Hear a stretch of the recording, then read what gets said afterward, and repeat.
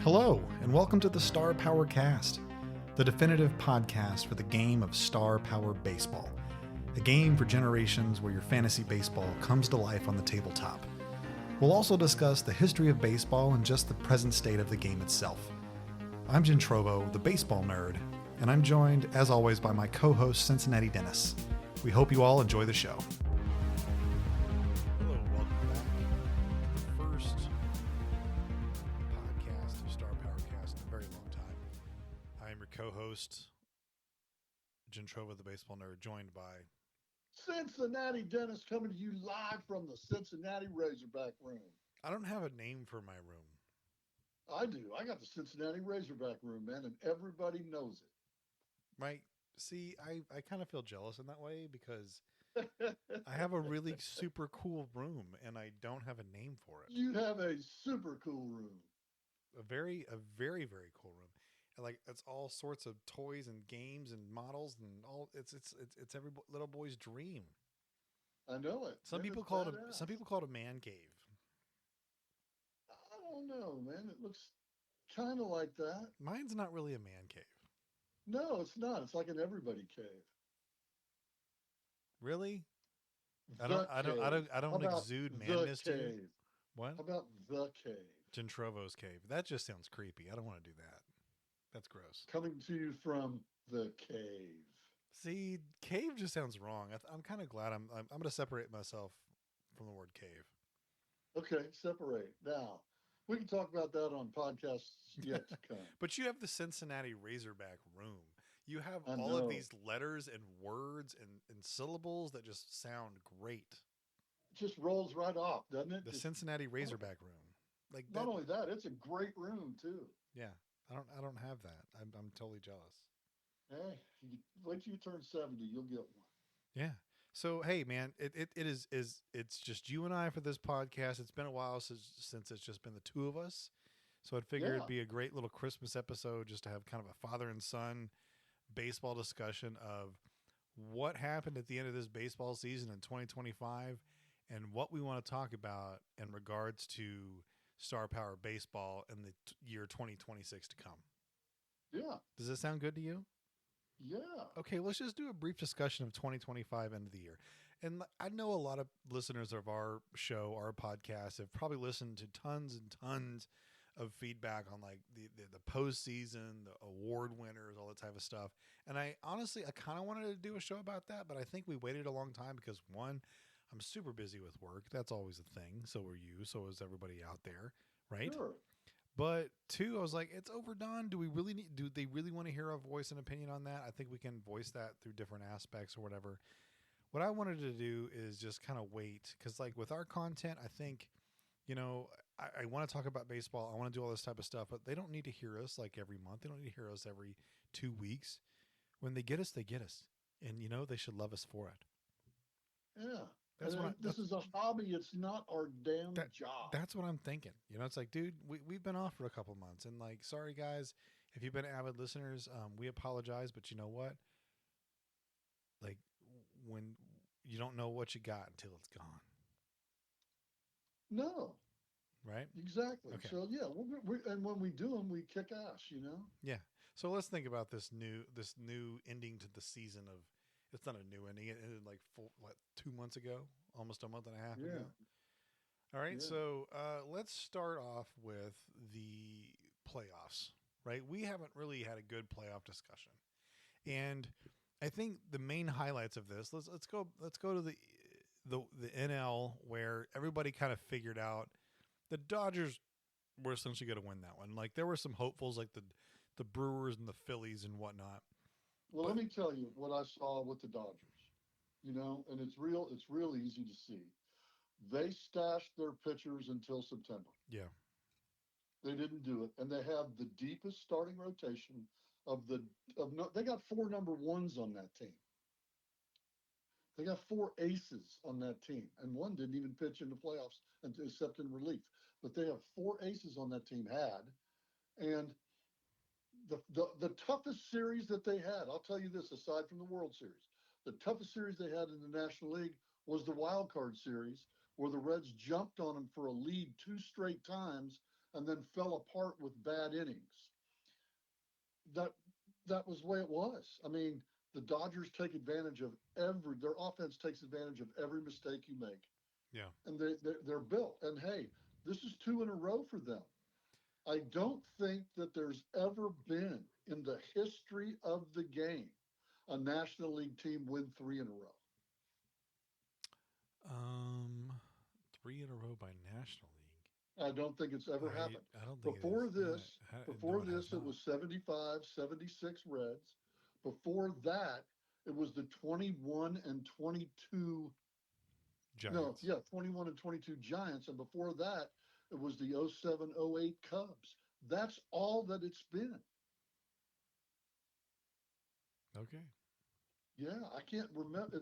I might be wrong. Those all of you listening out there, all the tens of you listening out there, if you know that I'm wrong, tell me that I am. And don't go back into the National League Well, before there was an American League. well, yeah, that's true. That's true. And yeah, like honestly, with the Dodgers, we've now established a dynasty. I get it. I think they're going to And, be th- and this is but and this they've is no different. This is no different than the 50, 51, 52, 49 Yankees. It's no different than the 36 through 39 Yankees. It's no different. I think They they're bought the best guys. I They think they're got in a great players. transitional period as well. The Dodgers are kind of like what they're figuring out how to do is like, hey, where the Yankees were not able to continue their championship franchise after 2000, the year 2000, the Dodgers are trying to figure out a recipe for doing that, right? I So, agree. so the Yankees won their 3 in a row, but like going into that new decade in the 2000s, they went after some big signs and it just didn't work out. I think the Dodgers are trying to intermingle that relationship, and I think they're heavily dipping into the elite Japanese market because they didn't sign a few guys that are up and coming free agents that they're just like, I don't think that you're our guy. But you can definitely tell Right. there's a heavy Japanese influence on their roster status, which I love because I think like there's a lot of Japanese elite superstars that are just burgeoning. They're on the edge of like being elite and being legit major leaguers. Agree. But there are some that are not, and it's the same for the Korean League going on too. Is like there's a lot of superstars in there that want to push their way into the major leagues, and they're finding these like big teams that have big payrolls, and that's their way to jump in. But not everybody's going to be a Yoshinobu Yamamoto. Not No, everybody's going to be that. 100%. But here's the Dodgers thinking on this too. They have one of the best farm systems there is. They can trade for anybody. But tapping into that Japanese market, they have Japanese players that now want to go play for them. Yeah, and that also allows like the type of money that you spend with, especially considering the deferred payments, they can tap into guys that are big financial risks like Tyler Glasnow, right? And Yeah, they know that he's elite stuff, but he's only going to pitch 75 to 100 innings a year because he is injury prone. But if you preserve him the right way, then you get him in the playoffs, And so I think that's yeah. what they're The other figuring out. teams, your other teams are trying to get a guy that can pitch 150, 175, 200 innings. And they're trying to get two or three of those guys because they know that they can't get six guys that'll pitch 100 innings like the Dodgers do. Yeah.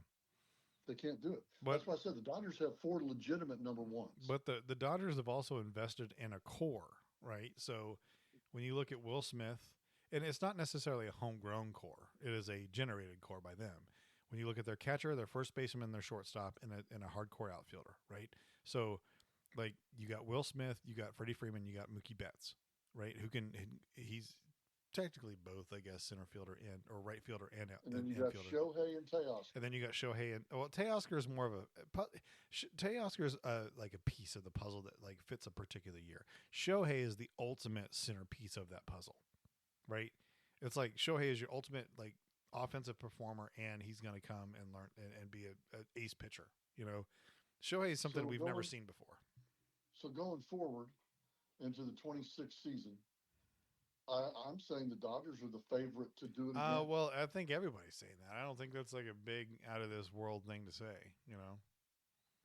If I had a gambling instinct in me, which I don't, but if I had to bet the Dodgers or the field, I think I would take the Dodgers.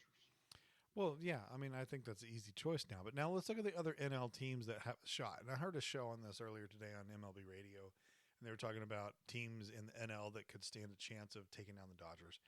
So let's Okay. let's look at the teams that were in the playoffs first of all that like could maybe do it. So let's like start in their own Okay. division. What about the Padres? Could the Padres stand a chance? I don't think so. I think they've lost some good players, and I think their window closed. Okay, let's look at the Cincinnati Reds. What about them? The Reds' window is wide open. Now, here's okay. I'm going to give you the Reds' philosophy of the way I'm thinking, the way Nick Kroll thinks. I believe Nick Kroll made a phone call to the Philadelphia Phillies. This is an opinion. Don't take this as fact. He made a phone call to the Philadelphia Phillies and said, "What are you going to offer him? I'll offer him 25 million less, and it'll look like I'm trying." The Reds never wanted Kyle Schwarber to begin with. They never wanted him. He doesn't fit that team. They would lose too much to get Kyle Schwarber. So the Reds, what do they have? Well, they have four starting pitchers that are elite: Hunter Green, Andrew Abbott, Nick Lodolo, and Brady Singer. Okay. They're elite pitchers. Brady Singer is a good number 3-4. Lodolo and Abbott are great number twos, and Hunter Green is a legitimate ace. The thing is, they got to keep him healthy.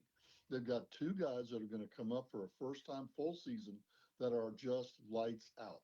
They picked up a bullpen. Okay, here's a great thing for you right here. Check this out. The Dodgers signed Edwin Diaz to be their closer. They're paying him $21 million a year. He was, I want to say, 30 out of 34 saves last year. He was 89%. The Reds signed Emilio Pagan back to be their closer at $10 million a year. He was 31 out of 36, which is 84%. I'll take it every day, half the price. So the Reds signed a closer for $10 million. He's one of the highest paid guys on the team, but he's going to post. I think the Reds are the Dodgers' biggest nightmare. Okay. What about the Cubs? The Cubs have a good core, but I don't see the elite pitching that's got 4 seasons under their belt. I see two good starters and two young starters that might be, they'd have to have that year, and I don't see it happening in October until the fourth or fifth season. Okay. Milwaukee. Milwaukee's always going to be good, but they're a shit, oh, excuse my language, they're a terrible playoff team. Agreed. Phillies. Phillies have a wow. They're loaded. They have a The wow. Phillies have, yeah, they have a wow. They're loaded. I like the Phillies in the National League, and I'd like to see a finals between the Phillies and the Reds, and I'm betting it goes 7. Okay. Okay. Mets. It's the mystery. There's the mystery. Okay, they re-signed Alonso for a whole ton of money. They've got a great 1-2-3 lineup. I mean, they're good. They're just as good as the Dodgers for the first 3, but then they're not. Okay. Did we just repeat the Mets conversation? I can't remember. Maybe we did. It Okay. doesn't Okay. matter. Let's go to the Braves. So Yeah, you were talking about the Braves. that's You the said they team look that good. that's the team that I think that way underperformed last year, and they're due to be good this next year. Well, anytime you start 0 and what did they start 0-8? That was horrible. Yeah, that's hard hole to dig out of, man. Yeah, but they have all their big players coming back, so I think the Braves like they missed it, but they're due to be good. A couple of the teams from the West, like the Giants, probably should be around at least 500 or better. Diamondbacks, Any team that's 500 in September is a potential playoff team. And once you get to the playoffs, you just got to play clean. yeah, If you play clean, the other team will screw up. yeah, true. All right, let's look at the AL East. Let's go. That's a big one. There's every team in that division is big. Blue Jays, Yeah. Yankees, Red Sox, Rays, Orioles. Every team. Orioles made some big moves. I honestly still think the best team's the Blue Jays. I do too. I don't know what's going to happen with Bichette though. He still hasn't done anything. Yeah, but they're going to get one of the big three. They're going to get Bichette, they're going to get Tucker, or they're going to get Bregman. They're going to get one of those remaining guys, I think. Which would be great for them. And I tell you, they're pitching. I like this Savage kid. Oh my God. We'll see. I think the best pickup for the Blue Jays right now is actually, and this is I don't know how many people are saying this. I think it's actually Alex Bregman. I think if they can get Bregman for 4 with a 5th-year extension, like they've been doing really well with third baseman in their history. With like in the last 10 years, they had Yes. Josh Donaldson, they had Matt Chapman, and like they adopt these third basemen, and I think that'd be a good thing for them to do. Didn't they sign a big pitcher? I think so. Yeah, they did. I No, can't remember Dylan who Cease. Yeah, they got Dylan Cease. Yeah, Yeah, that's big. yeah, that's big. The Yankees they haven't done too much. They just kept a couple guys. The Red Sox made some huge trades lately. Yes, and they're Sonny they Gray seem and to Wilson like. Contreras, man, the 2 guys from That's the right. Cardinals. What they're not going after the Schwarbers. They're not going after the Alonzos. They're going after the arms. Dude, I'm sorry. Like Sonny Gray and Wilson Contreras are huge pickups. The arms, man. That's the Red Sox thing now. They know that's what wins the season. Yeah. You got to win the season to get into the playoffs. You got to win 90 games. The formula is win 90 games. However I have to do it, I got to win 90 games. I got to go 90 and 72. How do I do that? Yeah. Arms, Baltimore. man. Arms. You see Baltimore signed Pete Alonso? Yes, Baltimore. No, yeah, Baltimore. The Mets just kind of said, and Baltimore went, yeah, come here. I don't think Baltimore's going to be a contender. We'll see. I hopefully their offense bounce back. But like I honestly like the Mets not holding on to Pete Alonso, I think sends a really poor message upon the Mets. Like they get their Juan Soto, they have Francisco Lindor, and they just actually traded away Jeff McNeil today to the A's. I don't know if you saw that. No, I didn't today. No. Yeah, but the Mets are getting rid of people that I mean they're trying to reformat the team. I get it, but I really thought Pete Alonso was a guy that they need to hold on to. But that's just me, I guess. AL Central. I think that what they're going to do is transfer their money into pitching. Yeah, we'll see. AL Central, Cleveland's going to be Cleveland. You can't ever count them out. Detroit, is Tariq Skubal going to go somewhere? I don't know. Not this year, unless it's at the trade deadline because they're out of it. That's all I can see. Yeah, the Royals. I mean, the Royals are going to be good. We don't have JR here with us. I know they're going to be good, but they've been making some moves this offseason. They're going to be good. They know they've got the arms. They've had talks about getting rid of Cole Regans to maybe get Jaron Duran. See, I think that'd be a mistake. You don't never have enough arms. Yeah, but is Cole Regans a full season arm, or is he a Tyler Glasnow? Cole Regans is a top flight. He's a minus B plus pitcher. He's awesome. No, I get he's great, but like, is he gonna be in the games that you want to be in? You can't tell that about any pitcher, though, Gentros. You can't tell it about any pitcher. Any pitcher can blow it out at any time. Yeah. Minnesota, Chicago. Chicago picked up the Japanese dude, Murakami. I was stunned. Yes. Did you see he had like a 33% strikeout rate in Japan though? Yes. That's why a lot of the bigger market teams do not sign that guy. So we'll see how he does. I like here's what AL West: Seattle, Houston, Texas. Oh, that whole division. Like I really think there's always a team in a given year that's going to jump ahead of somebody. You know. I mean, it's been Seattle, Houston, Texas for the last few years, but what do you expect out of Cal Raleigh next year? Not 60. I expect 30. I said 30 to 40. Yeah. Yeah. That's what I'm thinking. Depending on the streak that he gets started off, you know. And it also depends on how many people are on base, man. If he bats like he's doing in the 3-hole and they get people on base, you got to pitch to him. Okay, so let's start off our conversation about the award winners here then. Like, Cal Raleigh didn't win the MVP. And he shouldn't have. You think Judge? You think Judge is deserved over Cal Raleigh? Yeah, the only thing I would give Cal Raleigh credit on that is he's the catcher. He led the league in homers. Judge led it in everything else. Judge led the league in 11 different major offensive categories. Right. I mean, you can't take that away. Now, being a catcher and a quality catcher at that, not Gary Sanchez. He's a quality catcher. Maybe he did deserve it. I mean, Yogi Berra got it a few times that other players had better numbers. I think what we're discovering though is like people's affirmed hatred of advanced sabermetrics, where a person like Cal Raleigh can appear and have this season that he's having, and then you show Aaron Judge's stats, and people are like, "Oh yeah, not even close." You know, Right. yeah. Right. But when you look at the magical year itself, Aaron Judge clearly, yes, he's the best player in the league, obviously, but Cal Raleigh had the more magical season. I agree. It And was a lot of fun watching Cal Raleigh. but I was stopping but we watching the don't game. award stuff on magical No, things anymore. We don't do that. no, We award things based on the regular season and what was your output in the regular season. And I think herein lies the fault of the MVP award now. It's like, dude, like we've had so many seasons the past 30 years or so that have suggested there is value to the postseason performances. And yeah, why are we not counting this toward the MVP award? Now, yeah, do you have to can are you supposed to be MVP if your team like only wins? No, like you could be an MVP otherwise, right? So clearly with Judge and well, I guess Shohei won, but um, wait, did Shohei win twice in a row now?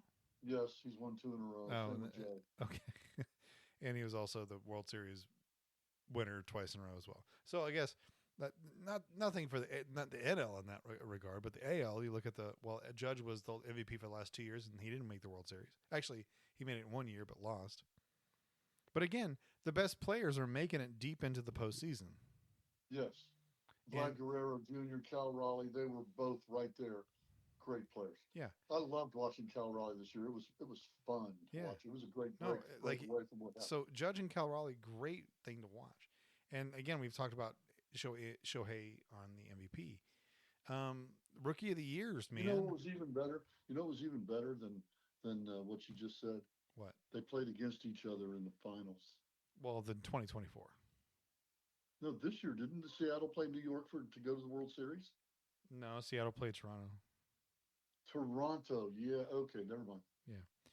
Toronto beat the But Yankees. still, That's right. Toronto had the other best player with Vladimir Guerrero, who was an MVP, Oh man, almost an MVP, who got beat out by Shohei a few years ago. Right. So yeah, we literally had like the 4 to 5 best players in the league in the deep end of the playoffs. yeah, it was wonderful. Yeah. This year was great. Yes, Yeah. It was great. And so if you look at AL rookies, Drake Baldwin, go back to the Braves. Another guy, I think I really hope Baldwin turns out to be good. He had a great rookie campaign. But the dude from Oakland, or not Oakland, I'm sorry, the Athletics, no city orientation right now. Nick Kurtz. oh, he had a season, but he can't catch the ball. Yeah, but he can hit. He can hit, he can rake, Yeah. but he definitely is going to have to work on his mechanics at first base. And who are our Cy Youngs? Tariq Skubal and Paul Same as last year. Skeens. No, Skeen's got it. Yeah, he won Paul Skeens. unanimous, and they were both unanimous. It was a runaway. Yeah. All right. Well, that's our small discussion on 2026. There you go. That was our end. Hey, it's been All over right. for a while. Let's get over it. I want to talk about something more important to our future of our game coming up. Let's talk about the 2026 Star Power Challenge. Yes, I announced it already, and then I'm going to populate the social media with it beginning next Friday. Do you have your files Really pulled get up for back the to teams? the two teams that are in. Do you have let me pull- do you have some players to look at and talk about? Yes, I will. Give me just a second. Can we And talk I about will, the 1890s or no? Is it the all right, 1880s or it's 1880s? 1880s, man. It's 1880s. Okay. Yeah. Let me pull them up here. Decade teams. Okay, 1880s, and I'm just going to go to the printables because that's what I like to look at. Okay, the 1880s teams. I'm not even looking at the back of the cards. I'm just looking at the front of the cards. I got Bob Carruthers. It's an S13 plus 3. The card of the day yesterday was John Clarkson, an S15 plus 4. I don't think there's a better, you can't do better than that. No. No. You know, it's amazing. So these guys, the starting pitcher is going to go the distance against Okay, them. You give me got to some more look at names. You got Bob Carruthers. Who else we got on the 1880s, man? Pud Galvin. Okay. Charlie Buffington is an S11 plus one. Okay. Yeah. So who'd you start with? John Clarkson. John Clarkson. Okay. Let me. Bob Oh, Carruthers. okay. So Clarkson S15. Oh, dude, he's so good. He's so good. S15 plus four. He's going to pitch the whole game. Carruthers an S13 plus three. Yikes. Now, those are their two big boys, okay? Even though they do have Pud Galvin, he's only a plus one with an S15. Okay. How many pips And, is John Clarkson? 19. yeah. Dang. And then they got Old Hoss Radburn. He's a 15 plus two. They've got Will White as a 12 plus two. Here's Mickey Welch. Smiling Mickey is a 15 plus two. But their What's cards are John not Ward? What's overpowering. John Ward? S10 plus John two. Ward is a 10 plus two. Yeah, but dude, there's so many pips. Like they can stay in the game just an insane amount. Well, this team, you're going to score off of these guys, okay? Oh They're yeah. not going to shut you down. They're not going to shut you down. But if you get aggressive with this team, you're not going to shut them down. All right, let's go through their big guns on batting here. Okay, let's just start with the very first guy on the list, Cap Anson. First guy that recorded 3,000 hits. Oh, it doesn't stop there. Dan Brothers. Oh, it doesn't stop there. Pete Browning. All these guys are plus two dudes. Oh, let's go some more. Roger Connor. How about that guy right there? That's four plus twos. How about King Kelly? He's also a plus two. Let's see who else we got. Roger Connor, King Kelly. We've got Fred Dunlap's a 2B54 plus one. Pip O'Neill plus two respins. Sam Thompson. Yeah, I mean and these guys can run the bases too, so they can get very aggressive. They can bunt the ball. They can get on base. Harry Stovey's a plus two. Stovey is. Yeah. Yes, he is big time, which loads the outfield up. So you're going to have to make some choices. Okay, you will have to make some choices. There's a lot. Almost all these guys are Hall of Famers. I mean, good. Okay, so look, the power of this team is obviously they pick a starting pitcher, and that guy goes as long as he can until the respins are burnt up, and then you go to the pen, who are a bunch of S10 plus twos that are like the pitching tiredness is not going to be a factor. Oh, and every one of those pitchers has a home run minus. Right, but none of these pitchers are going to ever suffer from tired, right? So like you're never going to be in that situation with this team, okay? They can't strike people out because they're old school. They're 1880s, right? Right, it's contact. But yeah, but that's the best part about this team is you look at their defense and you look at their defensive numbers. They don't have an issue with that. Nope, and their outfielders all have arms. Yeah. And so if you get like they're going to throw people out at home. So like the 1880s, let me give you a lowdown. Okay, so I did a ranking system to our viewers out there. I did a ranking system. I said viewers, I meant listeners. On viewers and listeners, you look at our cards, you hear our voice. Okay, so I did a ranking system on all these teams, right? So the 1880s overall are ranked number 9. Okay, out of 15, right? Out of 15 teams, the 1880s are ranked number 9. That's a really, and really good. What are you basing your rankings on? Tell people what you're basing them on. Okay, I have multiple categories. The first category is batter points. So how many points on star power points is their overall offense worth? And so their overall offense is worth 235, and that's about the median, a little bit under the median for offense.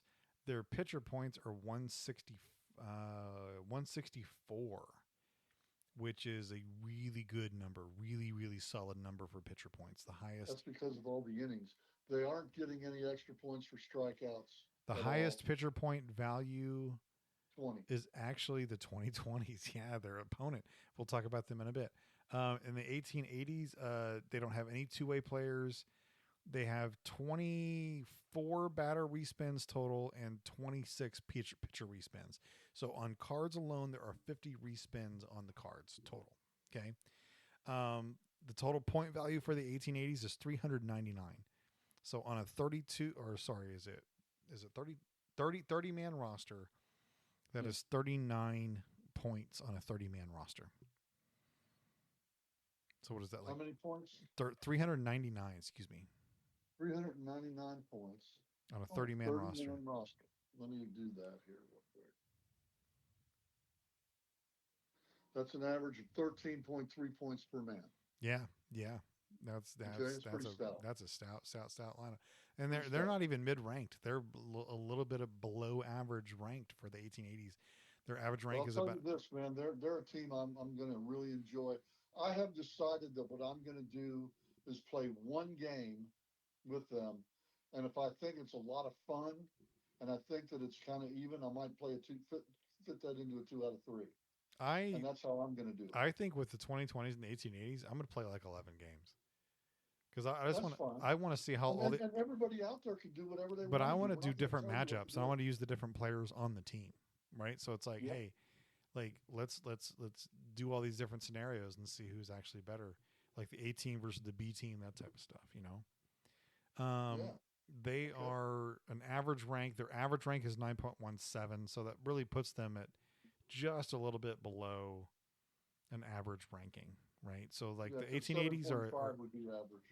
well, uh, the lowest rank, the highest rank I got is 2.17. The lowest is 13.3, and that's on a 16 scale. So I do it on a different scale, right?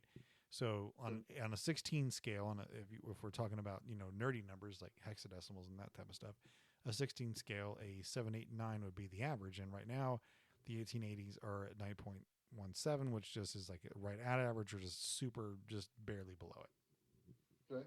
So the 1880s is a team when you play it. I mean, honestly, when you play it, it's just regular team, you're gonna beat everybody.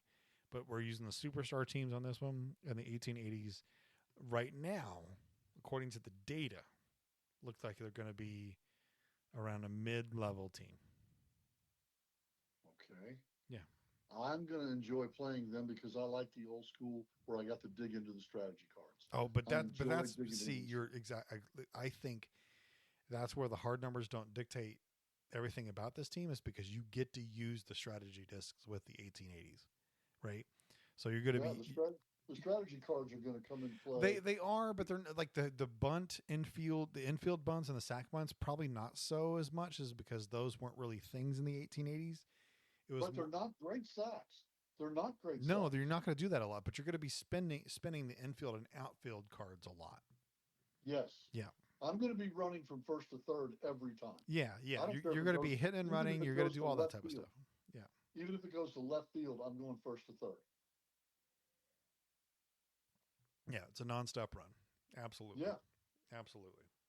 And I'm going to score on every double that I'm on first base. I'm going to try to score on every double. Yeah. I'm going to put the pressure on your outfield. Yeah. I love the Jack Glasscock card, SS54 +1. That is just a fun card to use. George Gore, we haven't mentioned him yet. CF1, he's 1-5 but +1. Good pinch hitting card right there. Yeah. Paul Hines, CF55 +1. Yeah. Dude, like this whole old Now mustachioed. these guys out in the audience here, they can't see these cards. No, but But I will say guys, this: these the 18 cards are these are some of the prettiest cards that so Gentry's ever the made. 1880s team is called the 1880s Gilded Stache, and that's actually one of my favorite names for a team ever. I tried to make every one of the cards where it's a guy from the 1880s, and they have one of those big mustaches. Not everybody, Most of them do. most of them do. Not every one of them does because not everybody jumped on that train. But if you are a fan of baseball players not looking the most physically fit because of their era, some of these dudes legitimate have beer guts in their 20s, and Oh yeah. and it's just such a fun set to use because you're like, hey, that could have been me back in 1882. Oh yeah. Yeah. Oh yeah. And the names, man, the names are myth. They're mythological names. I mean, John Montgomery Ward, you don't have him at shortstop, you just have him as a pitcher. Great Did I not shortstop did too. I not double him up on that one? I don't see it now. No, I just kept him as a pitcher. Yeah, that's right. Yeah, and then old Haas Radburn. How about that, man? King Kelly was one of the first superstars, and they say King Kelly is the dude that the Mighty Casey uh, poem was written about. Oh yeah. One of my favorites is Jim O'Rourke, a three-position guy: Oh yeah, catcher, first base, and left field. No, no, yeah, no, and he's got it. not field. Yeah. Now I'll tell you something that when they're playing these stars of the 2020s, if they don't have a home run minus and they have a double H, this team turns into a powerhouse. Do you want to talk about the 2020s now? Okay, yeah, that's a good Okay, segue. I think that's a good. It's a good discussion on the 1880s. They're good. They're good. I like the 1880s team. All right, who stands out to you right now in the 2020s? And now, keep in mind, let's just say the name of the team. The 2020s is called the Exit Velocity, which is just come on, supreme genius on my part. Everybody out there, and because I did name these teams in the era from which they were and some part of baseball going on, right? And so the exit velocity of the 2020s has been, a, an era of baseball where exit velocity is everything in these days. But who do you Well, like? And it's 2020 to 25 top five stats in the midway through this decade. And two, I think I got this decade team right for right now. You know what I I do did? too. You know what I There's did two the other players day? that stand out. I'll There's get, two players that stand but out. before you go out, before you do that, like I will say this: I did make the 12 alternative guys, and I will tell you the alternative guys. You let me know after we talk about this team if the alternative guys from the 2020s could make it. So who stood out to you? Shohei Ohtani and Aaron Judge. Okay, well, yeah, that decade's been all about those two dudes. Yes, Yes, absolutely. they're in their prime, and they are the guys to watch. But now there are other guys that are amazing. The one card that just drills me is there's no two ways around it, and you got to look at him, and that's Josh Hader. Oh yeah. The Josh Hader card, and I've said this for a long time, that's just one of the most evil cards there is. It's just insane, And crazy. he's not even a 13-point reliever. Yeah, And that's what scares you is that most of the top relievers, and if you're a star power baseball person, you know that a 13-point reliever is the top reliever, right? And yep, and so Hader's only an 11. That's because he owns a W and a double H, but his card is so good that you can avoid it. yep. I'll tell you another guy that I like too, and I wasn't impressed by the finality of his card. I thought he'd be better. Bobby Wood Jr. Yeah. Okay. I did. I mean, he's 30 30 30 30. I really thought he was going to be better.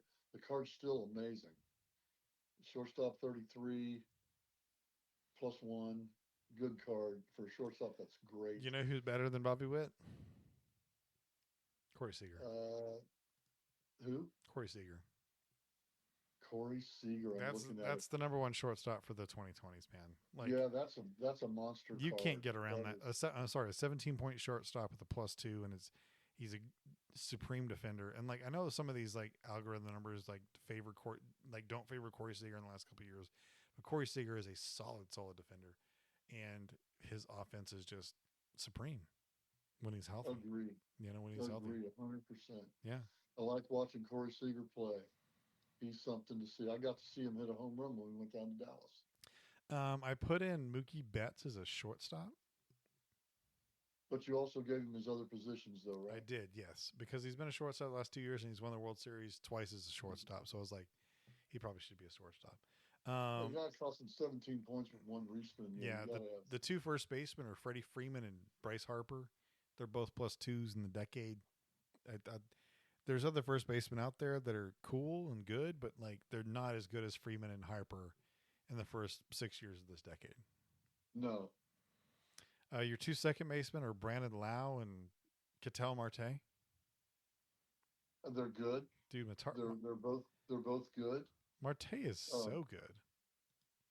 Yeah, but Marte is really good. Didn't they just trade him? Brandon Lau. They just traded Brandon Lau to the Pirates. And a lot of people don't realize for this decade, Brandon Lau's and Ketel Marte's, they have been the best second baseman. Like when I was doing the research for this, I was like, oh, wow. These guys are hands down the two best second basemen in the league, without a question.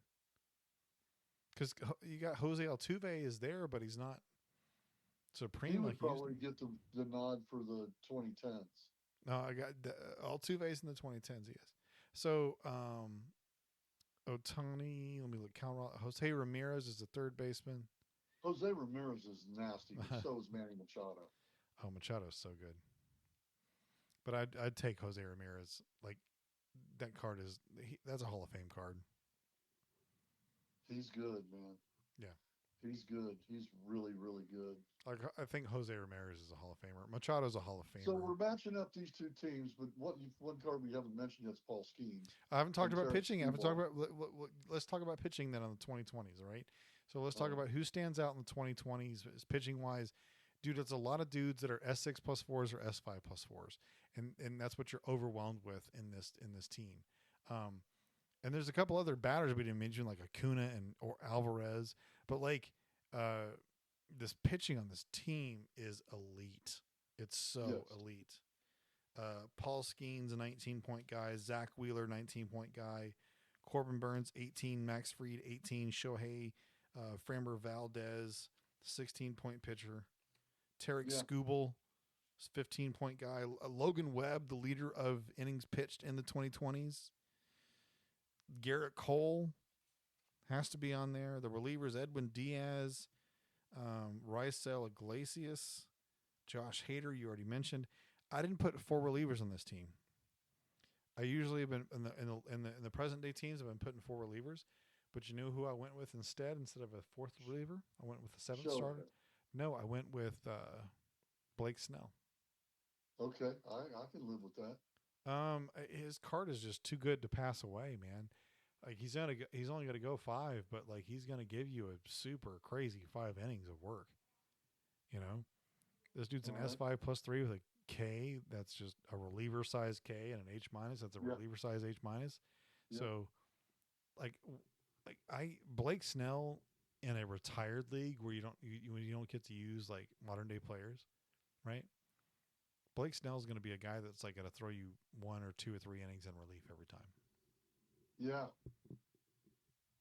Yeah. 8 pips on him. I mean, I think that's going to be the trick to beating this team is to beat up their pitchers, to get them to use them. And then if you're going to play 11 games, if Yeah. you're see in a one-off game, I've got to go with this team over 1880s.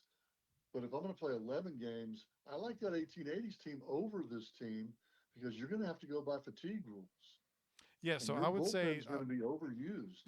I'm actually going to play 11 games where I'm going to go through 2 rotations of 5, and then the 11th game is going to be all out, right? Now, let me ask you this: on your 11 games, do you plan on having it 11 consecutive days I to don't where know. you have to use those pitching rules and catching rules? I don't know. What should I do? That would make this team a little vulnerable because of the S5s and S6s. That would make them very vulnerable with the lack of pips. And one inning constitutes an appearance. So I don't know. In a Yeah, one-off but game, I'm you can favoring this team. actually it does, but if you're going to do like a playoff structure, then That's different. There's yeah. never been an 11-game playoff. Well, I mean, we're fantasy baseball here. It doesn't matter. So like, if I would say if I want to give teams equal chances on rest for pitchers, then yes, I would do like days off. Okay. Yeah. Now, the major leagues, they usually play 6 games a week. So you would have a break after game 6. I would say this You though, don't like play. on a 5 game, like each team needs to have 5 starters, right? So like Yeah. you can't reuse a starter within that 5 game cycle. So Right. no matter what team you are, so if I'm an S15 plus 4, I get game 1, but then I don't get to come back until game 6. Right. And I like that. Yeah. Yeah. Yeah. Yeah. So Yeah. the pitching in the Okay. 2020s is going to get used a lot, but dude, the 2020s batting is going to murder some 1880s pitching. Then again, see, you got that home run Yep. minus. But dude, those guys can draw walks, and actually, the 1880s guys can too, man. They really can. Like the They can. The 1880 guys. 1880s guys don't have a lot of walk minus. Oh, they're scary. They're scary. Some of them do. Yeah, they could stop the walks. They also have some. I think they have better defense. Yeah. But dang, like the 2020s is rated number 2 overall, man. 260 total points, 180 pitching points, two-way players 25, batter respins 25. 260 total points. Yeah. The 1880s had 300 and what? No, the 1880s was 235. 235. Oh, I'm sorry. No, no, no. I'm looking at batter points. Oh my gosh, I just spilled. All right, so how are you going to play 2020s to win? Yeah, how are you going to do that? I'm thinking you've got to go with walks, bloops, and bombs. That's the way you're going to score. They're not going to go first to third on those arms in that outfield. They're going to get thrown out or have to hold. They're not going to do real well trying to advance base runners because they don't. They got a couple guys that can steal, but you got guys on the other side that are C5s, man, and that rating 5. They're going to nail you. And almost every outfielder is a R5. You're in trouble running against that team. So it's a bloop, a walk, and a bomb. That's how you're going to beat this team. The pitching, I think, because the 1880s don't have the sack 3 guys, that the drag bunt's not going to become a big factor. But if they get that double H, like I was saying earlier, I think in 11 games like you're going to play, the double H is going to come into play at least 4 times. There's not a Before lot the of double guy's H's gone. on that 2020s team. Like they're very minute and small. They're not like big like some average relievers.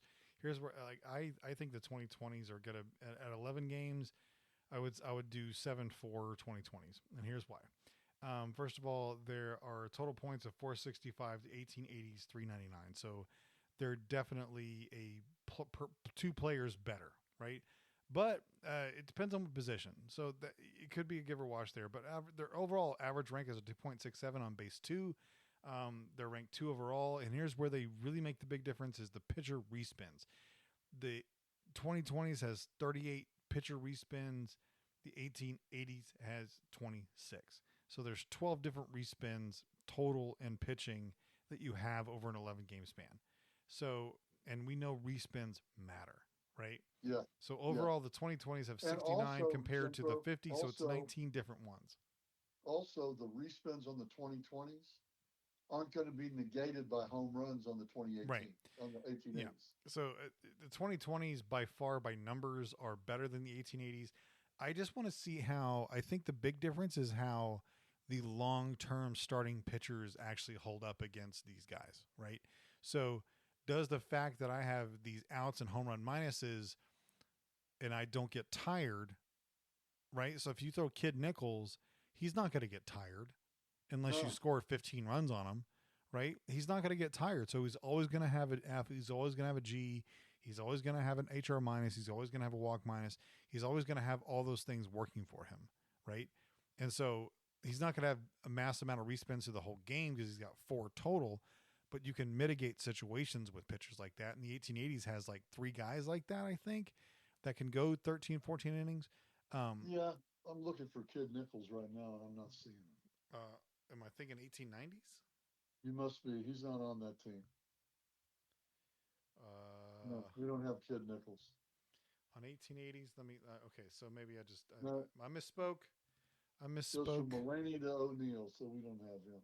But you got Old House Who Robert. am I You've thinking got of then? Who am I Bud thinking of? Galvin, John Clarkson. John You, Clarkson. That's who I'm thinking of. That's you who I'm got thinking of. Okay, John so Clarkson's evil, yeah, man. so John John Clarkson. Clarkson is the S15 plus 4 guy, right? So he has Yes. 19 pips. There is no way this You have to guy's use 4 dice. You got to use 4 dice. he's not getting out of the game. Well, it depends on what dice you use, but like he's got a walk hit minus, a walk minus, an HR minus, an F and a G that are super huge. He can get wild with that Z, right? Yeah, yeah. But like he's nothing on his card is ever going to be negative except for the Z. So the only really big downfall to Clarkson is he can get wild, you know, and he can't Okay. and he Here's does another thing that goes against the 2020s. Almost every one of their hitters is overwhelming strikeouts. They either have 2 great big ones or 3 good sized ones. Almost everyone. Not everyone, but almost everyone. That's just the nature of the beast on those teams, man. That's what I'm saying. Now, those they don't get to respin. So it could negate a lot of those batter respins. I don't know, man. I think this is a pretty even matchup. Yeah, it You depends on. got the puncher, you got the puncher against the boxer. Definitely depends on the home runs, and I mean, I think, and that's why I'm playing 11 games is because I think, and I think 11 game series is a good long term clash between two teams that are high powered, whatever they are, right? And Yeah. you get to use different cards and rotate things out and kind of see how. Because like I think in 11 game series, I'm going to be able to use a whole bunch of the cards, and that's what I want to do. Well, yeah, you will. Also, you got 30 guys on the team. You may get injured. Yeah, That may hurt you. I mean, you don't know, man. You just don't know. And let's just see. I'm anxious. Those guys out there, I bet they're anxious to see it too. We've sold a few sets of them since we announced it. It's going to be fun, man. yeah. This year's challenge is going to be fun. Well, cool. So that's our first Star Power challenge coming up this month. Yeah, Um, just in a couple weeks, man, yeah, is when yeah. it starts up. And just to give you Now, guys some here's the reference deal. before Here's we the go deal off about here, Starbucks. hold on, just before we give you reference here, we are recording this on the 22nd or Yeah, first day of winter. 22nd of December, and so this episode will probably get released a little bit after Christmas. So just take that as it may. Go ahead. Yeah, yeah. I'm excited about this. These cards. First of all, these cards look some of the best artwork we've ever had. Now on the 2020s, is that a city street with a skyscraper on the side? On the 2020s? Yeah. Um, Is that no, cars down on the bottom? no. It's a finagled um bits and computer programming photo that I found, and I kind of just doctored it a little bit. It looks like a bunch of cars on the bottom and a big building on the right. It is. It's supposed to symbolize data and numbers and statistics, but like with Ah, like a okay. it has like a kind of a 60s ash 60s 1960s psychedelic feel to it, where like I take those numbers and lights and dots and kind of like blur them and make them a little bit bigger. So Yeah. yeah, it has a very needless to say, trippy looking feel to it. Hey, like that's my style, dude. Like if you've seen the 1960s Flower Power, this is kind of reminiscent of that because I think the 20s and the 60s are very relative decades. Agree. Yeah, 100%. yeah. I'm going to look at something here real quick. And that is the 60s. I want to see what the 60s look like. There we go. I got them up. Oh, yeah, they got tie dye. Oh yeah, yeah. You don't remember that? I'm working. It was so quick for me to find that because I've got the new Star Power Baseball catalog that I'm fixing up right now, Yeah, and all I have to do is click on Negro League Set 4, and it takes me to Negro League Set 4. It is awesome. dude. Like the 60s. That probably should be our February challenge because the 60s are a fantastic set. Well, next year, I mean February, it'll be the next two up and down. All right, so January is 1880s versus 2020s. 2020. February is going to be 1890s. No, no, no. Like, we don't have to do it that way. Let's just say I want to say I think the 1960s should be in February. Okay. Let me see who they would play. Are you doing the Uh, ratings versus the ratings? no, I was doing the years. Like they go Oh, I don't know if the that's the best oldest. way. I think you should kind of like inverse it. So like, okay, so can I tell you where the 60s are? Yeah. All right, the 60s or 1960s are ranked number 12. They're actually two Okay. spots below, or sorry, number 11. Sorry, number Three. 11. They're two Oh, spots below the 1880s. oh wow. So if you wanted to give them an opponent, I would say probably. Ooh, I know. The 1910s. 60s and 10s. Oh yeah, That's pitching versus pitching. I'll guarantee that. Well, the tens pitching is way better than 1960s. I'll tell you that. Well, Yeah. tough to beat the '60s when you got those stellar Well, we Hall can of talk Fame. about that on our next podcast because the 19s. Okay, Yeah, yeah, you're teasing everybody I out there. am, Get your dude. gut. I am. Enough of that. Everybody's Enough talking of about that. Koufax and all that type of stuff, dude. You haven't seen the tens, man. The tens are evil, but not Okay, as evil as other since you decades. brought him up, Okay. you opened a can of worms. Okay. I just finished the 1966 National League All Stars. Okay. 1966 is the year Koufax retired. He won the Cy Young Award and then called it a day. I made his card with the 1961 through 1966 stats. He is an S8 +4. Yep. And he's just brutally good. I He's can see just that. Yeah. evil. 19-point card. The max points for a pitcher is 20. Okay, for those of you guys out there that don't know, the max points for a pitcher is 20 points, and that's if he's an S9 or above, +4 with the double dip strikeout, a home run minus, and no negatives because of WHIP. So Satchel Paige is a 20. I want to say that that's it. There might be some others here and there on single season, but lifetime, I think Satchel Paige is it. Yeah. Yeah, and when you see his card now, which set is Satchel Paige in the all decades? He's in two. He's in the 30s and the 40s. I'm anxious to play that, man. Satchel Paige. Yeah, some guys made two.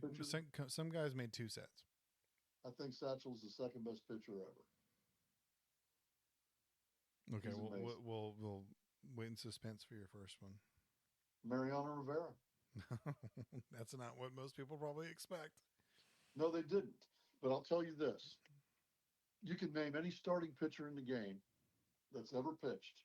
Cy Young, 511 wins. Walter Johnson, Grover Alexander, 100 shutouts. Walter Johnson, 100 shutouts.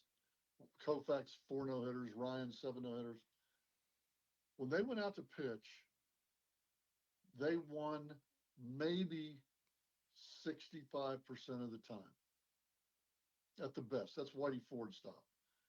When Mariano Rivera went into a game, 88% of the time he wins the game. You are a master of picking up skewed statistics. That is such a skewed stat, dude. Hey, that might be, but he's pitching. I know you're trying to make this guy sound like amazing with that stat, but I just don't think it's the right one because I think that whole win percentage is frankly BS for the most part. Well, he's got the highest ERA plus in the history of the game. Right, but okay, 1,000 innings compared to 3,500 innings is a vast difference. Oh, totally agree. Yeah. But those 1,000 innings was 1,000 innings in the 8th and 9th inning. Cool. But it's still 2,500 innings less. The most pressure-packed innings. That's why I call him the best. Okay, and so it opens up a can of worms. Okay. You can argue it all you want. So that's my opinion. Right. He's the greatest pitcher ever. Okay, so here are the 2020s guys that did not make the premier roster. Didn't make it, yeah. Okay. Pete Alonso and Matt Olson. Okay. Francisco Lindor did not make it. Oh, wow. Gunnar Henderson was a short name on the list. Yeah, not high on Gunnar or Lindor. I could see. Dude, maybe people underestimate Lindor, man. Rafael Devers. Yeah. Corbin Carroll. Trey Turner. Wow. And Vlad Guerrero Jr. Those guys did not make it. Isn't that crazy? Okay. Here's some pitchers. And I'd take those guys and beat right. And here's some pitchers who did not make it. Sandy Alcantara. Okay, he had the one amazing year. Well, he's really, really good. Kevin Gausman, Shane Bieber, okay, and Yoshinobu Yamamoto. 2 seasons. Yeah, but dude, like those 2 seasons, he won 2 World Series. You got to think of the long run. Does he make it in the long run? You know. Yeah, because that team's not etched in stone yet. No, but like Yamamoto, if he pitches 3 more years, he's probably going to be a pitcher of the 2020s. Okay, so I've had people asking me this question. I get to post it to you now live on the airwaves. When Live. are we going to see the 2025 rookie set? You mean the new cards we haven't made yet? Yes. No, dude, I haven't even begun making those at all. So The 2025 rookies. probably. People are asking about this. Oh well, unless you want to make them, not anytime soon from me. Okay. Because so I'm going to leave them in my hands. Am I going to make them on the same style as the 2025 super set? I guess so. Yeah. So that we can kind of just include them. I think we probably need so to come up with a base list of people we want to make, and then okay, do that. Yeah. We'll get with you on that. Yeah. We'll combine our efforts on that. If people are in a Like to rush to get welcome those some- guys, they can wait. They got the rookies of the year are out. You know. Yeah, they are. That's already ready and available. But I know you guys want to see some other cards. I get it. I do too. But there are other things on the horizon at the moment. There are. Hey guys, I'd like to welcome some new players. We got Fred DeMonte. He's brand new. Hi, Fred. We got Terry Jones. He's brand new. Terry Jones, like from Monty Python. Similar, yeah. And we've got Jim Van Epps. He's brand new. Jim. Those people have just purchased games within the last month. Well, thanks, guys. We appreciate it. Especially Terry Jones. Terry's excited. Terry's insane, man. He's gone full tilt boogie. If I'm not mistaken, Terry did the. Are you sure you want to call people insane on the radio? Yeah, he is.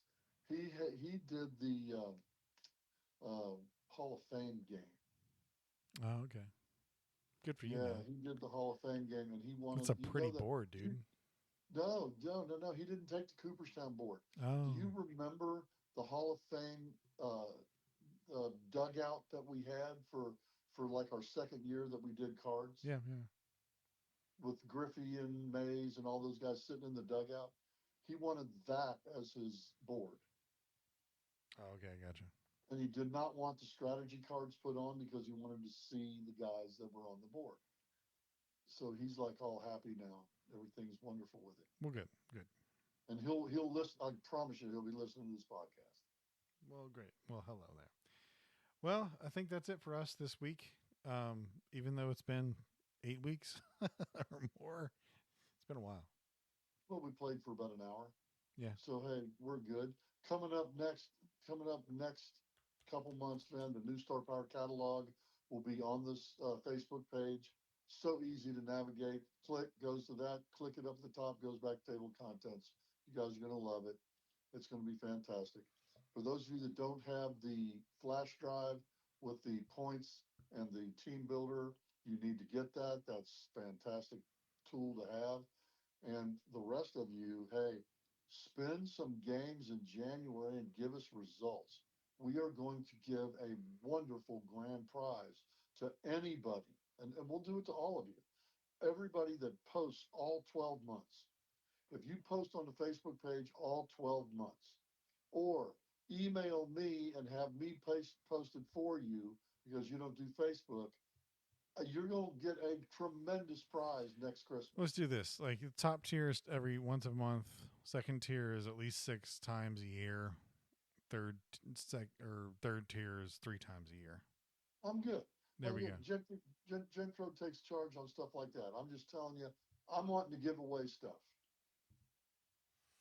All right, man. And I've got lots of stuff to give away. Yep. So we appreciate how does this sound?